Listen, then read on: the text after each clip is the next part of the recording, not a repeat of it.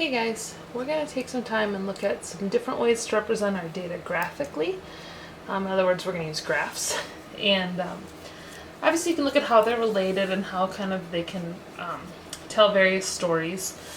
But also think about how could these graphs be manipulated to tell different stories, right? There's some things we can do and play with in these graphs that make what they're telling us either harder to see or maybe not quite as accurate as what's really going on. So I'm going to talk you through 4 different graphs, and we are going to use some data that I am going to make sure you have access to.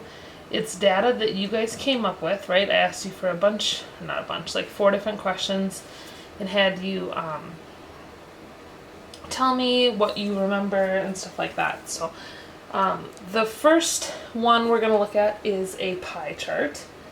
And pie chart, we probably could have started with a bar graph, but I think we have pretty good familiarity with a bar graph. Although I will tell you, bar graphs are definitely graphs that media, I'm just going to say the media in general, because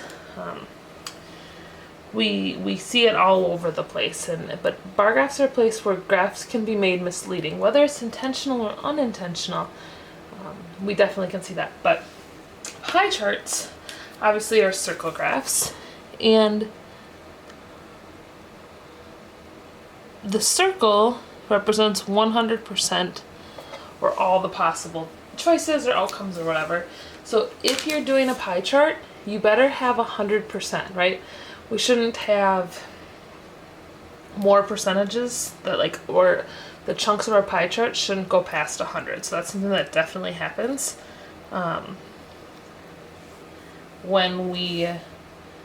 if we see a misleading pie chart, chances are it's misleading for that reason. The other reason might be that we misrepresent. So like maybe we make 25% too big or too small. So I am going to represent the part of the data where I asked you what your favorite color was. And in that data, just looking at the first 12. So the reason I picked 12 is because circles easily divide into 12ths, right? Like a clock. And I wanted to make this a little easier on ourselves. If we would have had more, I'm not going to ask you to make any pie charts, but if we would have had more, then we would have had to figure out how many degrees we have out of 360. But for 12, we can make this work. So immediately when I looked at that data, and hopefully you have the chance to look at it too, there were 6 people out of the first 12. So 6 out of 12 went with purple. So immediately, that's half. Half of the people involved in this survey chose purple. Okay? Now, the other 6 people had kind of a variety of choices. However, 2 out of the 12 chose yellow. Myself included. So that's going to be, if I think about this as a clock, 2 out of 12 looks something like that. Approximately. I'm doing my best. This is just a sketch, but definitely we want to make sure we're as close to accurate as we can.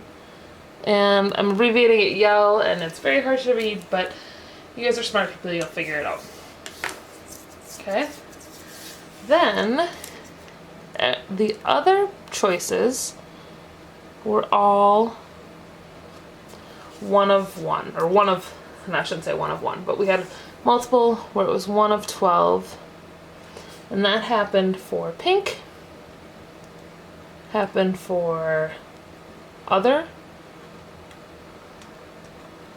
happened for blue, and it happened for red. So each one of those 4 remaining spots will get one of those 4 colors. So pink, blue,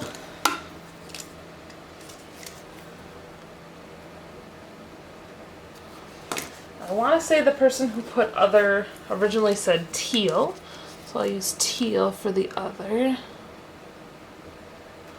And then, oh bummer, I don't have red marker.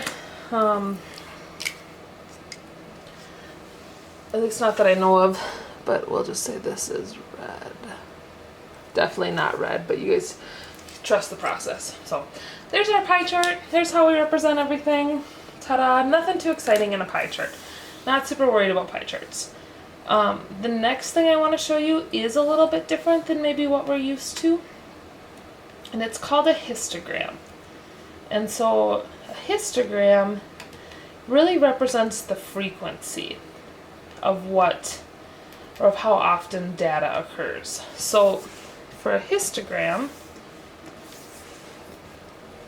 I'm going to use the data where I asked you about the last 2 digits of your phone number.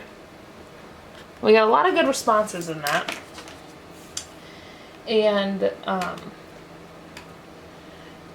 histogram, first of all, we got to chunk it into intervals, right? It shows how often things occur in certain intervals. So since it's the last 2 digits, to me it makes the most sense to do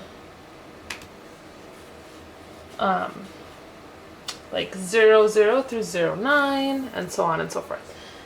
And so let's see, I think the most that we had was 5. So I'm going to make the top of my histogram have a go 5, 4, 3, 2, 1, 0. Oh, my line is not straight.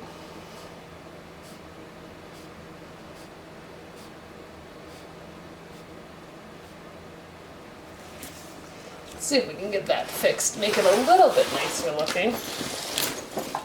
What I'm doing along the bottom is I'm breaking up all the possible numbers into smaller sets, and I'm going to see how often numbers from each set show up. So the first one is 00 to 09, right? So if your phone number ended in 01, this is where you would land. We had some people in 07, I think.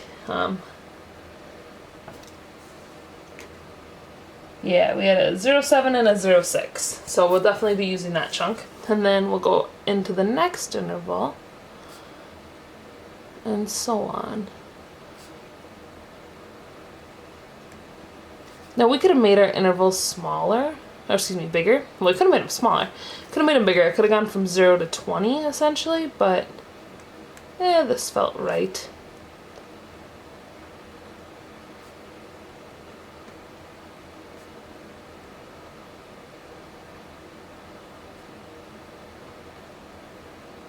Okay. And so now it's a matter of how often do these things occur. So I got lots of good feedback from all of you, and I'm just gonna go, okay. There were 2 people whose phone numbers ended between 00 and 09. We had a 06 and a 07. And then there were 3.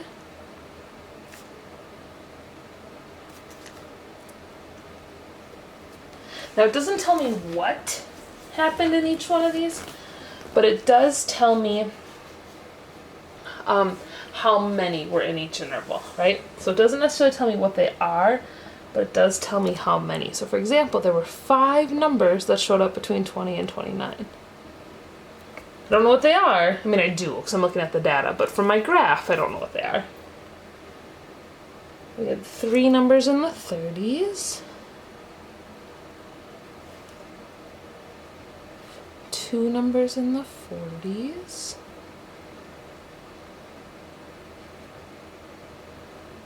5 numbers in the 50s, including 3 people had 59, which I thought was amazingly strange and awesome and wonderful, but totally blew my mind that that could happen. 3 numbers in the 60s, including Vistos. Mine ended in 6-1. 5 numbers in the 70s.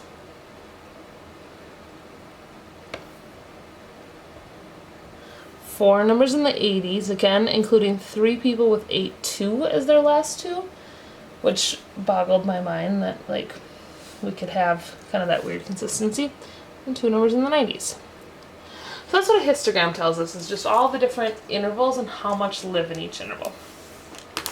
The next one is a stem and leaf plot. I'm going to use the same set of data, but I'm going to break it up a little bit. So first of all, to do a stem and leaf plot, we need stems and we need leaves. So not very much excitement for that, but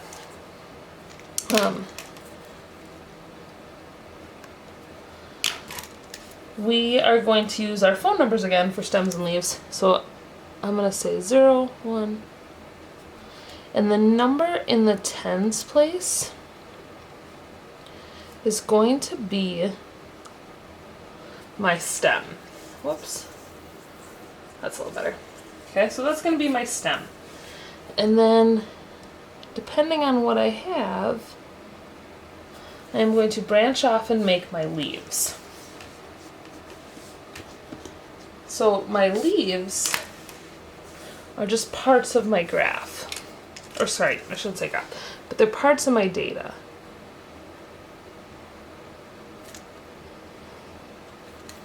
Now, I'm going to take this up a notch a little bit.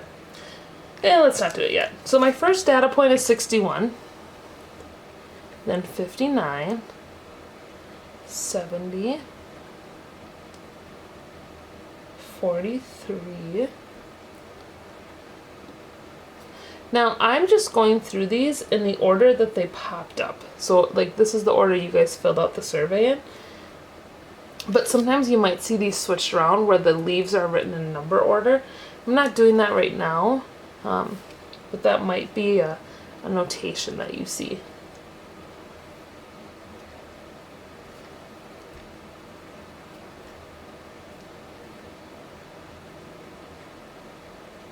Okay, so I'm going to pause for a second.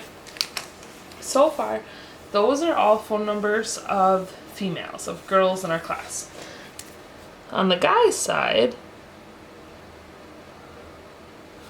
I can make what's called a back-to-back stem and leaf plot. In a back-to-back stem and leaf plot, I'm just going to go to the other side and start attributing all my guy data.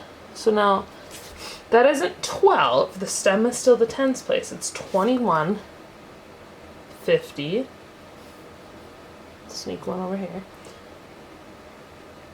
76, 82, sneak one over here again. So we can set up these back-to-back, or back-to-back stem and leaf plots where we capture the data, but we also break it apart, so we're seeing two things at once here. They can get a little hard to read, but as long as you know what you're reading, you should be okay, right? As long as you know how to interpret it, then it should be less of a hassle. The one thing I will tell you is if for some reason we needed to go past 9 and make 10, we wouldn't want to go 1 and then 0, 0. We would just put 10 here. And so that's just something to be mindful of, is how we organize that information going forward. So now, in my infinite wisdom, as I've been talking to you, I just found where I left off. Perfect. 29, 27, 60, 59, 63, and all of that data that originally showed up in our histogram is still showing up here,